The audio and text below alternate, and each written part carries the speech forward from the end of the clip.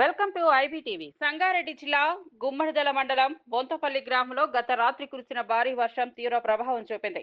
వర్షంతో నల్లకుంట చెరువులో విపరీతంగా వెత్త జలాలు చేరి చెరువు నీళ్లు ఎరుపు రంగులోకి మారాయి.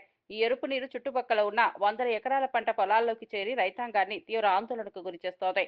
పంటలు నాశనం కావచ్చనే భయంతో రైతులు ఆవేదన వ్యక్తం చేస్తున్నారు. చెరువు నీటి కలుషితానికి కారణాలు ఏమిటో అధికారులు పరిశీలించాల్సిన అవసరం ఉందని స్థానికులు అంటున్నారు. చెరువులోకి కలుషిత జలాలు ఎలా చేరాయన్న దానిపై విచారణ జరపాలని గ్రామస్తులు డిమాండ్ చేస్తున్నారు.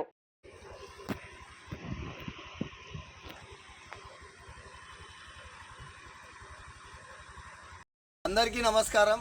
చూడుర్రి, మా దోమడు గ్రామం బొంతపల్లికి సంబంధించిన ఎట్రోడ్రగ్స్ కంపెనీ కింద నల్లకుంట చెరువు అని ఉంటుంది. అది ఎర్రకుంటగా మారి ఇగో పచ్చని పొలాలలో ఈ పొలాలలో ఇటువంటి కలర్ నీళ్ళు ఇంత కెమికల్ వాసన వస్తుంది. కలెక్టర్లకు ఫిర్యాదు ఇచ్చినాము, పీసీబోలకు ఫిర్యాదు ఇచ్చినాము, అయినా సరే ఎటువంటి స్పందన ఉండలేదు.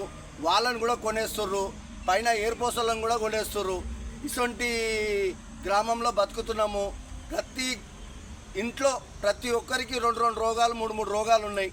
కంపు వాసన చాలా ఎంత అంటే దరిద్రంగా వస్తుంది వాసన.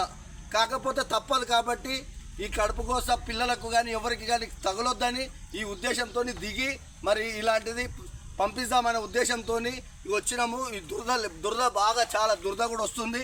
దయచేసి ఎక్కువ మాట్లాడలేకపోతున్నాం, ఎందుకంటే చాలా కంపుగా ఉంది, వాసన కూడా చాలా ఘోరంగా ఉంది. కాబట్టి దయచేసి ఈ కలెక్టర్లకు వీళ్ళకి అందరికీ చూసి గమనించగలరని కోరుకుంటున్నాను.